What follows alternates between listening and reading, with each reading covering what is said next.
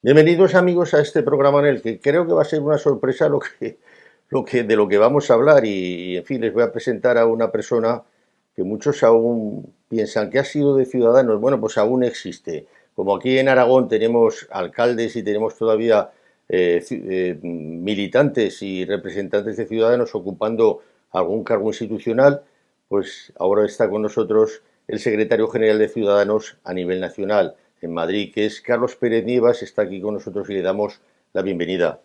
Muchas gracias por tu presencia aquí con nosotros Pues hoy. muchas gracias a vosotros por invitarnos.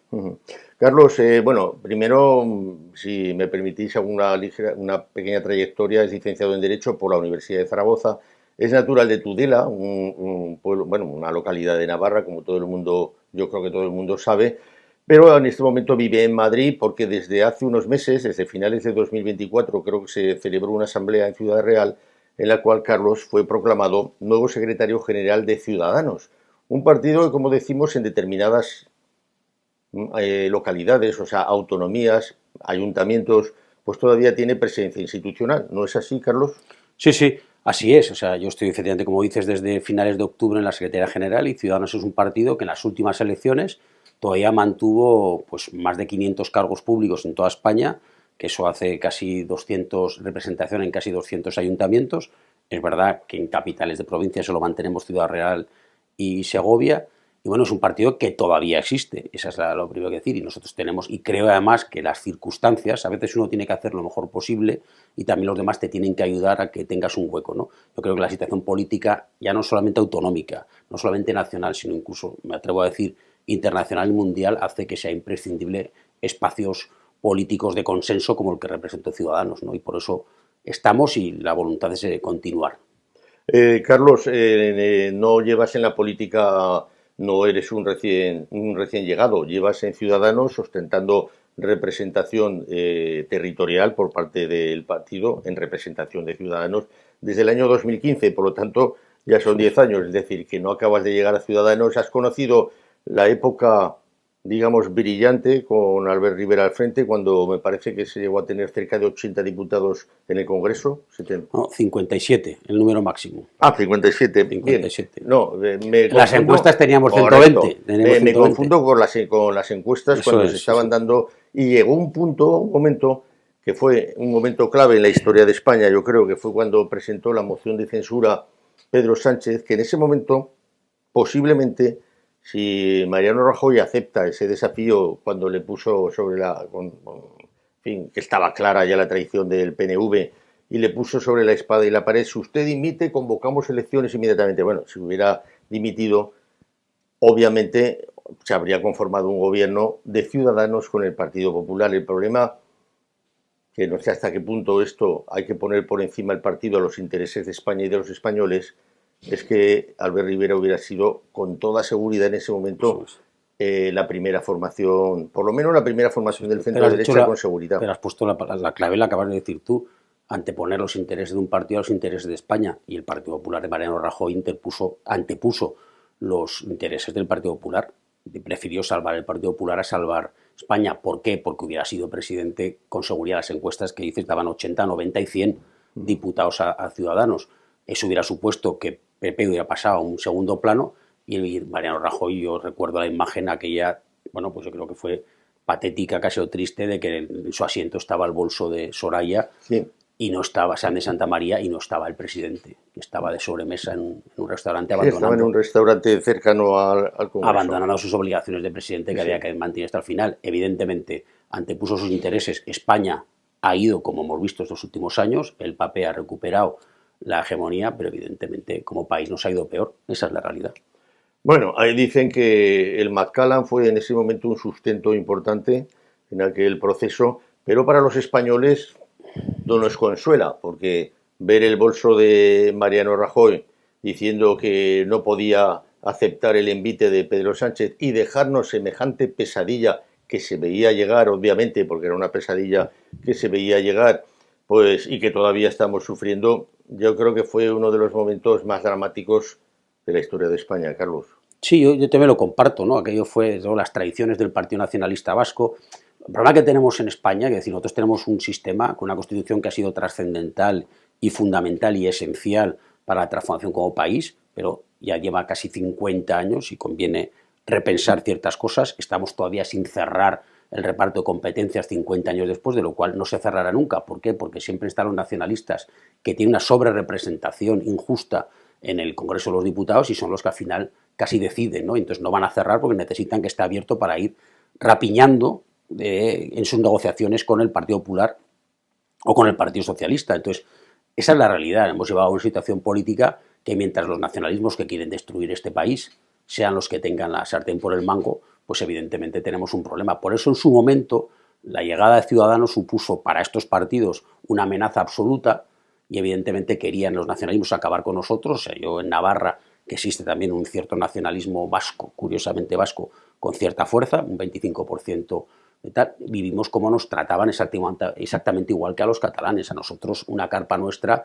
era asediada por la gente del entorno de Bildu y teníamos siempre que tener protección policial en Navarra, igual que les pasaba a los compañeros de Cataluña o en el País Vasco, porque el nacionalismo con un partido como nosotros ve peligrar esa hegemonía, tanto Junts como el PNV. Esos fueron los primeros que traicionaron los valores que ellos dicen representar, que no son con valores liberales en lo económico y tal, pero como todo el mundo antepone su necesidad de partido. Entonces, eso fue el principio del fin y ahora vemos que a mí me sorprende sobremanera que el PSOE se plegó no solamente a estos nacionalismos, digamos, que creían que eran, en fin, que ayudaban a crear, a hacer España mejor, etcétera. No, al final estos nacionalismos se han radicalizado, pero es que los más radicales de Bildu ya están también negociando con esto. O sea, gente que viene del entorno, nada menos que de una banda terrorista, que el partido del que ellos son continuidad, que ese Herri Batasuna ha sido declarado como un partido que formaba parte del entorno de la banda terrorista. Sí, por el Tribunal Supremo. Eso es. Y yo lo único digo, antes de que el Constitucional se convirtiera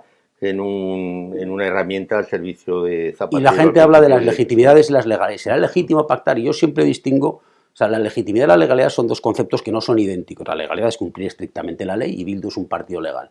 Pero la legitimidad tiene un componente de ética, es decir, para decir es legítimo pactar con Bildu, pues ahí no solamente es que sea legal, que legal lo es, legítimo depende de la intención de cada uno. A mí no me parecería legítimo, ni me parece legítimo que un partido que ha sido incapaz de disculparse y pedir perdón, que ojo, en esta vida todo es aceptar el error, pedir perdón, disculparse y a continuación tienes todo ganado. Bildu no ha querido renunciar ni condenar lo que supuso toda la violencia. Y la palabra condenar es muy importante. No solamente es decir me equivoqué. Condenar implica que tú no solamente rechazas el uso de la violencia, sino que estás a favor de que haya una condena, un proceso judicial que una vez que concluya se puede perdonar. Pero primero tienes que descubrir asesinos, condenarlos y tal. Eso no lo ha hecho Bildu, por lo tanto... Hay un antes y un después en la historia de España. Es el momento en el que un sujeto como Pedro Sánchez, en fin, desde mi punto de vista, un don nadie, es decir, un personaje menor con pantalones pitillo, bastante chulesco, macarra, pero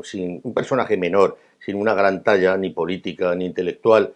Sin embargo, ha podido poner en jaque la historia de España y el momento en el que decimos que ha sido en dar entrada a Bildu para que sea tu sustento político. Yo creo que ese es marcó un antes y un después, ¿no?, en la historia de España. Sí. Y eso nosotros, yo como navarro, lo viví. Yo estaba en el Parlamento de Navarra cuando, sorprendentemente, comprobamos que se iba a hacer el experimento de ver cómo reaccionaba la sociedad ante que el entorno, que Bildu, con todo lo que suponía eso, formara parte de socio de un gobierno socialista.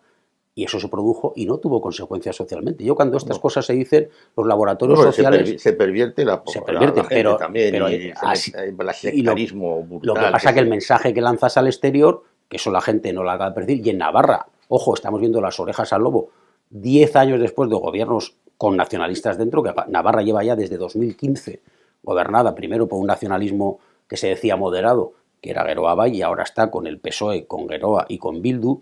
Cuando digo eso es que la gente dice, oye, esa comunidad ya no me da seguridad para invertir. Y nosotros vemos cómo Zaragoza, fundamentalmente Zaragoza en Aragón, está siendo con un desarrollo brutal, con un empuje terrible en lo industrial, y nosotros estamos viendo desaparecer las empresas importantes y la más importante, la automovilística, debilitada. Por lo tanto, ¿por qué? Porque cuando uno ve el panorama político, va a los sitios que dan seguridad, y desde luego tener a un partido como Bildu o un nacionalismo que está tensando permanentemente no te da seguridad. Y como España, pues bueno, pues es verdad que Pedro Sánchez es una persona que solo tiene una obsesión, que es la de gobernar y tener, bueno, saciada su vanidad, que es prácticamente insaciable, y por eso va a hacer cualquier cosa por mantenerse en el poder. La gente dice, ¿habrá elecciones anticipadas? Yo apostaría a que va a aguantar hasta el 27, porque en el momento que las convoque, las pierde. Bueno, quizás no esté en su mano totalmente, Carlos.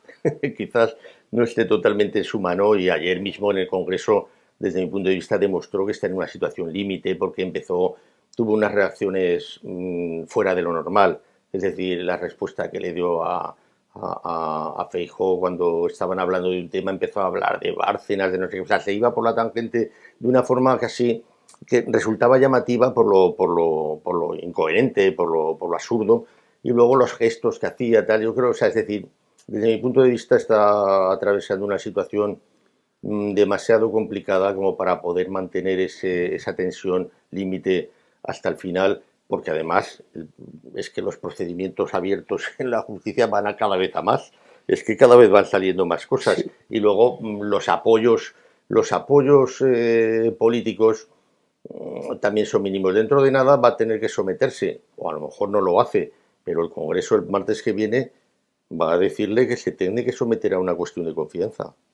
Sí, bueno, le va a decir, luego veremos si se pone en marcha o no se pone en marcha. La realidad es que este hombre lo que ha hecho siempre, Pedro Sánchez, que algunos catalogan de un hombre genial, yo para nada lo considero un genio de la estrategia política, evidentemente, es un temerario con un objetivo. Entonces, cualquier cosa le vale, es decir, una temeridad convocar elecciones 50 días después de haber tenido un resultado desastroso. Es un sujeto de cuarta con pantalones, pitillo y andadores a la otra vuelta. Pero le ha ido, y entonces dices, ¿por qué? Hay que analizar esta sociedad nuestra, que es la que lo aupa, al final tiene los votos para poder ser.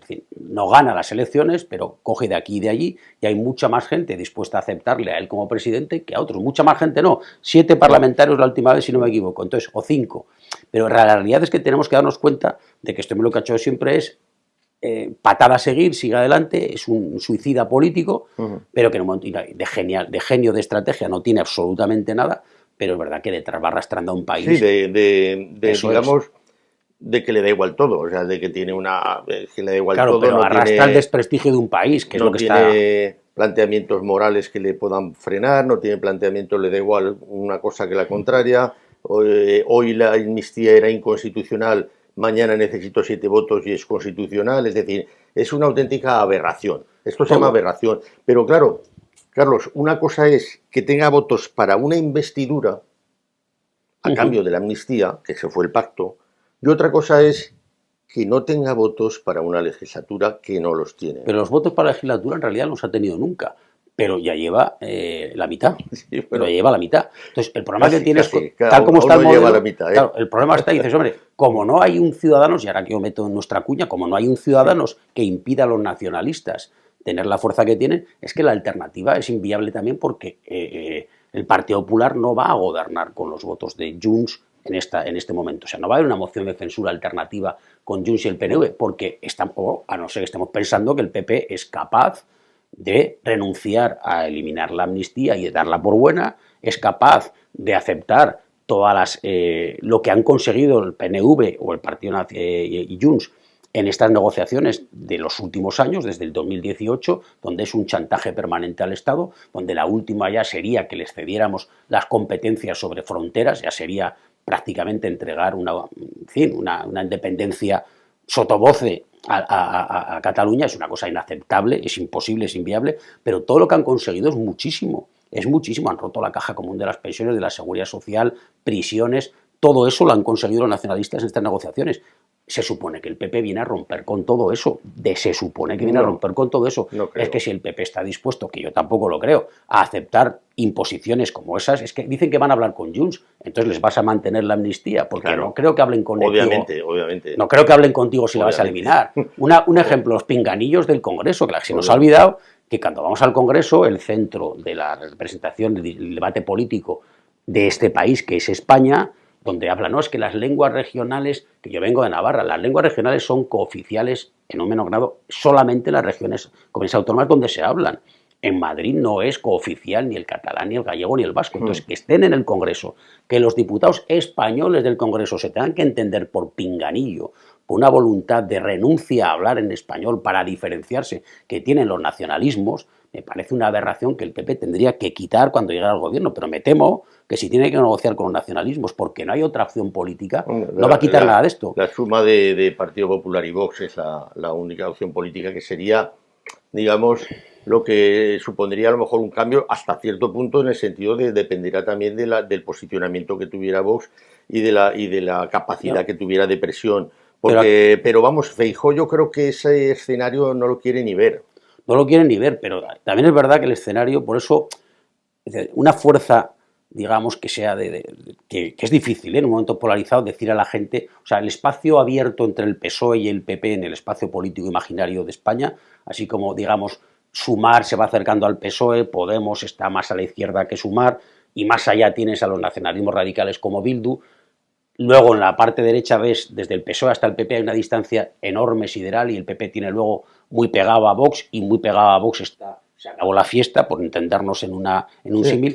Hay ese espacio inmenso entre el PSOE y el PP que hay que ocupar, hay que ocuparlo. Y Ciudadanos, no solamente Ciudadanos, lo que quiere es ocuparlo con más gente, porque si no es imposible. Y Vox está entrando en una deriva extrañísima de estos partidos del arco europeo que de repente empiezan ahora, les parece muy bien Trump, pero ojo con Trump, que sí, tú lo apoyarás mucho, pero es que Trump se está haciendo amigo de Putin, empieza a hacer amigo de Monedero. Es la propaganda también. Trump está negociando, está intentando tal, y eso de amistad yo creo que no tiene nada que ver con la amistad, sino con un proceso un proceso de negociación que hasta el momento veremos cómo acaba. Vamos a darle tiempo para ver cómo termina ese proceso. Yo te quería comentar, Carlos, una cuestión, y es que, como tú has vivido desde hace años en Ciudadanos, como la figura de Albert Rivera, que fue una figura importantísima, porque quizás fue la primera persona en la política española que caló absolutamente a Pedro Sánchez. O sea, lo tuvo calado desde el minuto uno. Desde el minuto uno, y esos vídeos que él decía y anunciaba lo que iba a hacer y lo que era todo el gobierno Frankenstein, y lo anunció. Es verdad que en un momento donde... Lo anunció todo. Lo anunció todo y lo previó. Es que es la realidad. O sea, Albert Rivera se dio cuenta de lo que venía. Albert Rivera lo dijo, no se le escuchó, probablemente, bueno, por las razones que sean, la sociedad, durante un tiempo todo el mundo lo escuchó, es verdad, dijera lo que dijera, todo el mundo tiene en la cabeza, cuando habla decía, no me hace gracia que la gente se quedó, por ejemplo, con la mochila austriaca, era una cosa que se dijo, que la gente no sabe ni a qué se refiere, pero a Albert Rivera lo que decía se le escuchaba. Albert Rivera caló muy bien el personaje Pedro Sánchez, porque no olvidemos que es que él negoció con él. Negociamos la primera vez, fue en diciembre del 15, Pedro Sánchez y Albert Rivera sellaron un pacto de gobierno que entregaron a otro personaje político que requiere un capítulo, que es Pablo Iglesias, el cual dijo, evidentemente, nos lo tiró a la cara, dijo, yo con estos no gobierno. Y entonces en junio del 16 se hizo un gobierno con Mariano Rajoy, el Partido Popular, un apoyo desde fuera, y se gobernó hasta que llegó el 18 la moción de censura. Pero claro que tenía Albert Rivera calado al personaje, pero lo triste es que no se le escuchaba. Y Albert, es verdad que sabiendo el personaje, por encima del personaje, volvemos a lo de España o tu partido. Y yo sí que es cierto que Albert Rivera y Ciudadanos hicimos un ofrecimiento para gobernar por España con Pedro Sánchez muy al final del proceso que va de abril del 19 hasta noviembre, que fueron las elecciones, y ya la gente no estaba para escucharlo. Pero a mí lo único que, habiéndolo calado también, yo eché en falta que Albert Rivera lo hubiera hecho con luz y taquígrafos, con toda la publicidad del mundo, al principio, después de las autonómicas, en el mes de julio o junio, una oferta a Sánchez por España, diciéndole, te apoyaremos con mayoría absoluta para que gobiernes con estas condiciones muy claras, haberle puesto sobre la mesa renuncia absoluta a pactos con el nacionalismo, reforma electoral para eliminar la presencia sobredimensionada también de este nacionalismo periférico, alguna otra cuestión importante para la mejora del país, y que hubiera sido él, porque él lo tenía calado, el que le hubiera dicho yo contigo, Rivera, no. Y entonces el culpable de lo que viene después hubiera sido Pedro Sánchez. Sí, pero ¿sabes lo que pasa? Que efectivamente, o sea, el culpable fuimos nosotros. Sánchez no quería claro, eso, porque él quería gobernar con Bildu, los suyos. Pero teníamos que haber demostrado... con los suyos, que son Bildu. El problema es que no se hubiera demostrado nada, ¿sabes por qué? Porque había, vamos a llamarlo, aunque quede un poco así, un contubernio mediático.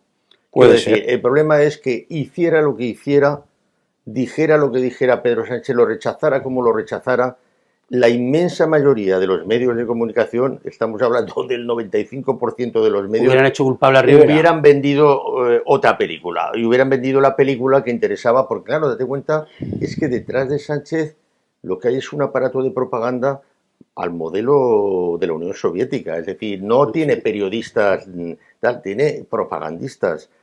No hay, cuando hablan, no es que uno hable y diga una cosa que le parece, o sea, es decir, se ve claramente y además, de hecho, hay pruebas de ello, que se mandan por WhatsApp las consignas Sí, sí, que no tengo. esos llamados periodistas, falsos periodistas, pero que sacan pecho y se entregan premios a ellos mismos, tienen que decir. Es decir, son meros propagandistas de un Sí, el régimen. drama de la situación de De un comunicación, régimen. y vosotros sois un medio de comunicación, el drama es la verdad, la falta de verdad. Estamos pensando ahora con todos los Sí, y medios luego que hay, son los que dicen que que sí, hay que hay fango. desinformación y que hay que Claro, o sea, censurar ellos, y a los también, que es lo informan mismo, o los que tienen opciones pero de es una informar de estrategia verdad. vieja, como tú dices, que viene de la época del comunismo, pero que nosotros la hemos visto en Navarra, por ejemplo, cuando Herri Batasuna, que digo, el Tribunal Supremo lo consideró parte del entramado de ETA, hablaba, la palabra democracia, la palabra autonomía, la palabra libertad, era la que más nombraban, ¿eh? Y aquí pasa lo mismo, quien más nombra fango es el que más fango esparce entre Claro. la verdad. Y estamos en una El situación, mundo del revés. el mundo al revés, y parece mentira que ahora que tendríamos todos los medios para saber la verdad con más facilidad, es cuando más difícil es encontrar la verdad. Pero la verdad existe, Sí, y sí. la verdad existe, y entonces hace falta un ministerio de la verdad, fíjate, pero necesitamos saber dónde esté. La verdad está ahí. Es probable que hubieran hecho todo lo posible por desacreditar a Albert Rivera, ya lo hicieron, pero aún así nos queda esa opción. Y desde luego, como tú dices, Rivera lo caló, pero no ha servido para nada. Han pasado ya de aquello, pues estamos ya, es que son 7 años Sí. de este, y yo creo sinceramente que nos faltan 2 todavía para que luego el cambio va a ser inexorable. Cuando digo cambio, alternancia por lo menos en el gobierno, la clave es que cuando se produce esa alternancia haya una fuerza política que impida que ahora cuando venga el PNV y Junts a frotarse las manos, que mayor satisfacción por lo menos tendría yo creo que muchísimos españoles, que hubiera alguien que dijera, no, no, vosotros aquí ya no pintáis nada y estamos nosotros para negociar este gobierno. Cambiar la ley electoral de una vez Eh, por todas también, ¿no? es difícil, pero incluso sin cambiarla, con un esfuerzo de muchos se puede conseguir un espacio suficiente, porque con muy pocos diputados puedes dar la vuelta a la tortilla y hacer absolutamente insignificantes, como son en realidad a los nacionalismos, es decir, que es de locos. O sea, quien quiere destruir España es quien negocia sus gobiernos. Pues esto no pasa Sí. en ninguna parte del mundo, ¿no?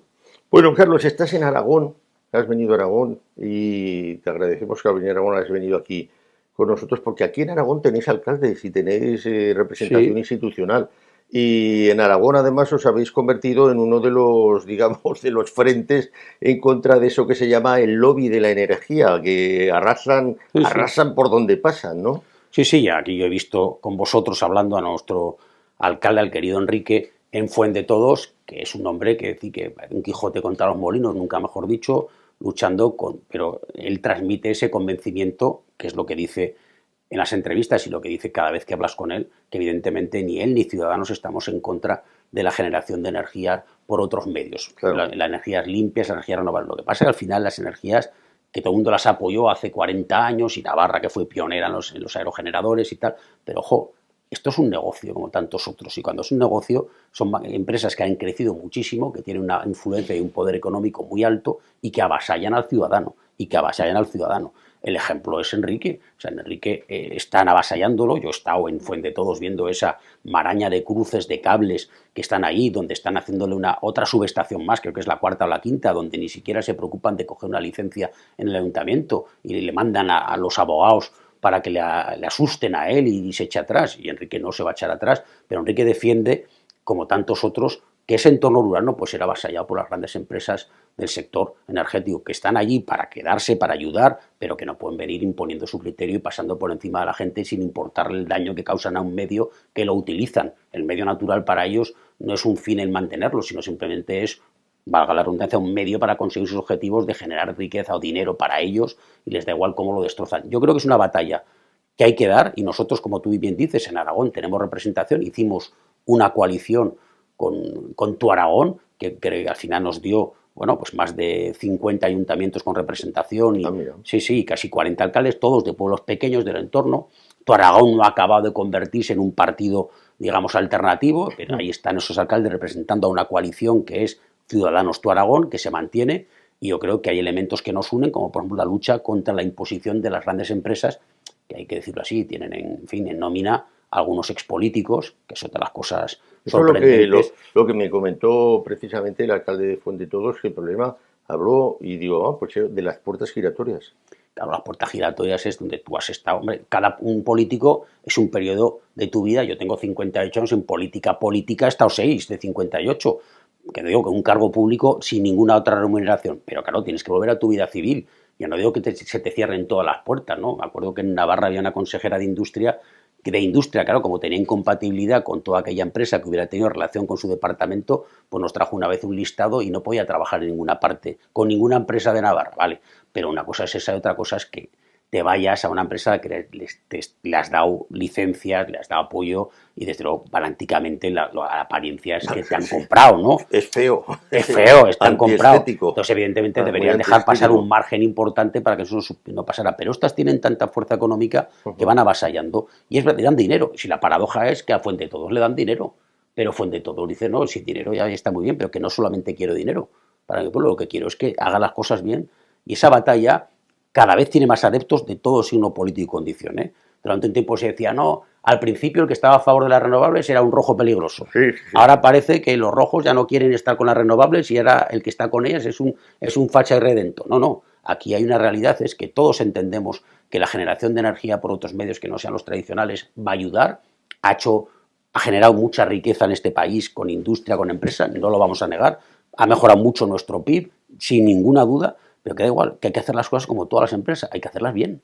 Sí, pero Carlos, precisamente, si algo estamos viendo con las renovables y cómo de repente llega un partido, o estaban con un partido en el poder, como era el Partido Socialista, luego ahora han cambiado el signo político, ha llegado el Partido Popular y de repente siguen igual, es una de las cosas de las que se habla más en España y es que es las consecuencias del bipartidismo. ¿Tú cómo ves? Nosotros somos la alternativa al bipartidismo. O sea, nosotros como partido político nacemos claramente cuestionando el modelo del bipartidismo porque es una alternancia del poder. O sea, esto es como a finales del siglo, ya digo, a finales del XIX, principios del XX, que se repartían el poder conservadores y liberales, que era casi como de broma, con aquellos, en fin, los pucherazos electorales y los caciques locales que daban el voto a uno a otro según le interesaba, y cada 4 años nos alternamos y todos contentos, ¿no? Con aquellos otros que iban los gobiernos, de repente salían miles de funcionarios que no eran funcionarios, se llamaban las cesantes, y luego volvían a coger otra vez la posición. Entonces, y hacían lo mismo, o sea, que es que el PP, lo digo ahora, cuando estamos hablando, que es que está hablando ya con Junts, y se quiere entender con el PNV. Entonces el bipartidismo es un modelo que tal como está establecido, ojo, porque quiere controlar los poderes del Estado, que es lo duro. Lo que está dando el Partido Socialista con el Poder Judicial, con las instituciones, digamos, que vienen a ser independientes, los medios de comunicación públicos. No debería tolerarlo un garante. Claro. Digo yo, ¿por qué? Porque eso al final es estar poniendo en jaque al Estado de Derecho. Es una colonización al estilo de lo que hizo Hugo Chávez en Venezuela. Pero claro, es que en Venezuela no existía un jefe del Estado, no había un garante. Y entonces aquí que se dé por bueno que se colonicen las instituciones, que tú tengas un ministro por la mañana. Pero es que te lo digo porque a mí me parece una aberración. O sea, que tú tengas un ministro por la mañana y que por la tarde sea el gobernador del Banco de España.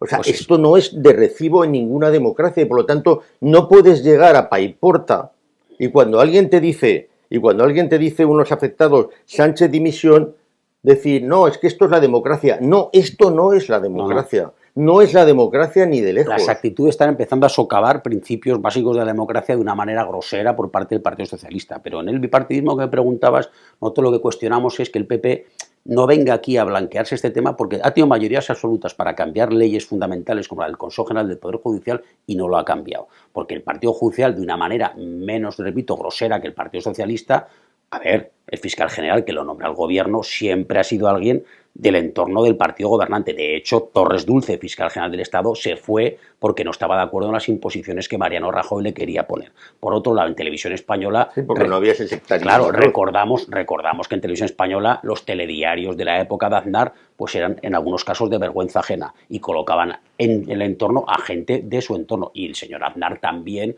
colocó en las privatizaciones de todas las empresas públicas, Tabacalera, Repsol o Telefónica, a gente de su entorno. Entonces no han querido, el PP y el PSOE no han querido cambiar eso, y el Tribunal Constitucional y el Consejo General del Poder Judicial también se quería por parte del PP tener a mayorías conservadoras para dominarlos. Que es verdad que lo que está haciendo el PSOE es un paso más allá, porque es ya sin caretas y sin ningún problema, es cierto, pero eso mina la credibilidad del sistema democrático y hay peligrosos precedentes ya que en este momento, yo lo tengo en una encuesta que se me ponen los pelos de punta, que la juventud está dispuesta a renunciar a parte de su libertad por cierta seguridad en aspectos como vivienda y tal. Y a mí me parece terrible, porque es que las generaciones, la falta de libertad, yo tengo 58 y prácticamente he vivido toda mi vida en democracia, excepto los primeros hasta el 75, ¿no? Del 66 al 75, pues, y era un niño, no sabía lo que era vivir sin libertad con Franco, pero la libertad es algo que cuando la empiezas a perder es lo más importante del mundo, sin libertad para decidir, que igual es algo que no sabes, que tú crees que estás en libertad, pero en el momento que quieres hacer algo y no se te permite, pues entonces te echarás en falta esa libertad y la gente joven no puede pensar que esto lo tenemos garantizado y es un momento crítico. Viva la libertad, carajo, también dice. Sí, que dices, pero esto también se pasa de libertad al final. Lo que dice, bueno, ya está entrando en algún problema Milei, que tuvo un efecto rompedor en un país corrupto como era Argentina y corrompido por lo que era el socialismo del kirchnerismo y evidentemente, pero como digo a veces, bueno, Milei para Argentina, desde luego, era mejor de lo que había. No, hombre, el déficit incuestionable y lo que era el... Eso es, rueda, y lo ha conseguido. Una rueda que no, que también que no eso, había la libertad, el libertarismo, que es lo que él defiende, yo lo que digo que hay otra cosa, que hay una especie de liberalismo que nosotros defendemos en la parte de la esfera privada, en la parte de la economía con la menor regulación posible, pero que también es verdad que hay otros logros que no se pueden negar del estado del bienestar bien entendido, que nosotros ahora, nuestros mayores o nuestros padres, con los míos son ya de una edad, saber que tienen un sistema de salud que les va a garantizar atención, es verdad que lo que va a hacer es los esfuerzos posibles para que ese sistema público les garantice de manera más ágil y más rápida. A veces yo, cuando hablan de los pensionistas, y el PP se ha asustado con los pensionistas y ha regulado, es una cosa aberrante porque cree que son todos un rebaño que votan lo mismo, cuando los pensionistas piensan cada uno, lógicamente, como que es ser humano de una manera independiente, que no son un rebaño de borregos, sino que son gente que piensa lo que los pensionistas, a lo mejor el 90% de ellos están dispuestos a no tener 40 euros más en el bolsillo, lo que quieren es tener 40 días menos de espera en la seguridad social, porque es lo que les interesa. A un pensionista el dinero, si están en una edad tardía, que más que el dinero que ya lo han conseguido y que lo que quieren es tener calidad de vida en los años que les quedan, porque cada vez vivimos más. Y eso no se hace solo con dinero, se hace con los servicios públicos. Y el PP tenía que abogar por mejorar los servicios públicos, a los cuales no vamos a renunciar, por ejemplo, en Ciudadanos, aunque no somos un partido liberal. ¿Por qué no? Porque la alternativa de estos servicios privatizada, sabemos lo que es como el seguro del coche. Si tú tienes 2 golpes te cobran 3 veces más, si tú vas 5 veces al otorrino te van a cobrar 7 veces más en el seguro. No, pero tampoco se puede, creo yo, demonizar el ámbito privado, porque ha habido muestras de cómo desde el punto de vista yendo una sanidad pública con una sanidad privada en cada una en su terreno, pues se han complementado perfectamente. La concertación de lo privado y lo público, que en Navarra hemos sido ejemplo con la clínica universitaria y el servicio público de Navarra, que cuando estuvieron perfectamente concertados éramos el número 1 español en cuanto a calidad y servicio al ciudadano. Ahora hemos bajado ese ranking, pero evidentemente que hay mucha en Aragón, mucha clínica privada y otros modelos que en el concierto entre lo público y lo privado es dar satisfacción al cliente, y en educación es un ejemplo. Lo que pasa es que ahora, por lo que se está viendo y por lo que ha demostrado personas como Milei en Argentina cuando han aplicado la motosierra, o lo que está haciendo en Estados Unidos Elon Musk con el Doge, es decir, el sistema este de control del gasto, es que esta historia que nos contaban de que prácticamente todo el presupuesto de la tal se va en la sanidad, en la educación, que es mentira, se va en la mamandurria, se va en la mamandurria, en el amiguismo, en un entramado en el que tienes que dar millones a una ONG con un planteamiento demencial en no sé qué parte del mundo. O sea, es que es una mamandurria tan brutal. Hemos llegado a un punto en que se ha ido tanto de las manos que esta historia que nos cuentan, no, que los son para pagar los servicios públicos básicos, es que nos están vendiendo un cuento chino. No, lo que es verdad, que yo lo que creo es que lo que hay en todo esto que nos pasa en los presupuestos, donde se va todo, al final es en la deuda, que ha crecido de una manera brutal. Y tenemos unos presupuestos donde la deuda se come la mitad del presupuesto. Claro, porque gasto, pero para mantener un monstruo que se ha creado. Eso es. Y la hiperdimensionado. Y la eficiencia no es lo que está primando, ni muchísimo menos. Y entonces tenemos servicios públicos que son muy ineficaces. Hay muy pocos medios de control del gasto, que yo digo, mira, al final, y todo tiene su límite, es decir, está claro que me dices a mí, tú estás en contra de que a un ciudadano español en malas situaciones económicas se le dé una ayuda, o de español, o que venga de fuera a trabajar aquí para que pueda hacer una vida así, con tal de que luego tengamos un control de que tiene que tiene que trabajar o que tiene que cumplir, porque si es solamente cobrar y está engañando y está, en vez de 6 meses, está un año sin que nadie controle si ha hecho cursos de formación, si ha acudido a las oficinas de empleo a pedir, a solicitar también un trabajo o ha renunciado a trabajos cobrando una renta básica. El problema que tenemos en España es de la falta del control de gasto público. Y eso es lo primero que habría que hacer. Y ahí se descubrirían que hay infinidad de gastos que son absolutamente ineficaces. Al final el dinero es una inversión del dinero de todos los españoles en nuestros impuestos. Si se destina a una actuación concreta, por muy loable que sea, que se demuestra que es ineficaz, habrá que reestructurarla y llevar el dinero a otra parte, pero no crear chiringuitos de algunos. Claro. Puede ser el chocolate del oro, pero es que el chocolate del oro son muchos millones. Yo pongo el ejemplo que una vez en Navarra, y perdona que hable tanto en Navarra, es donde he hecho mi vida, pero decía el consejero de Navarra que daba la renta básica garantizada, que tenía Navarra más de 100 millones destinados solamente a eso, decía, hombre, el fraude estará en torno a los... cuando le queda pareciéndole despreciable, el fraude no llega al 10%, pues 10% son 10 millones de euros, ¿eh? Con 10 millones de euros, yo que he sido hace unos años consejero de educación, construyes 2 centros de educación primaria, infantil y primaria. Quiero decir que no hagamos, y haces un centro de salud, ¿cómo un centro? Haces 2 o 3 centros de salud. Entonces tú, si cada año estás dispuesto a perder 10 millones porque no te da la gana de controlar algo como la renta básica, ojo, que hay que ser generoso y facilitar a la gente una incorporación, pero la renta básica tiene un objetivo, no es darle un dinero para que iban por todos los tiempos, es ayudarle a que en un tiempo va a tener recursos para que pueda formarse y encontrar un trabajo, no es para que iban toda la vida. De la estructura productiva. Bueno, pues, Carlos, realmente, bueno, ha sido un placer tenerte aquí con nosotros.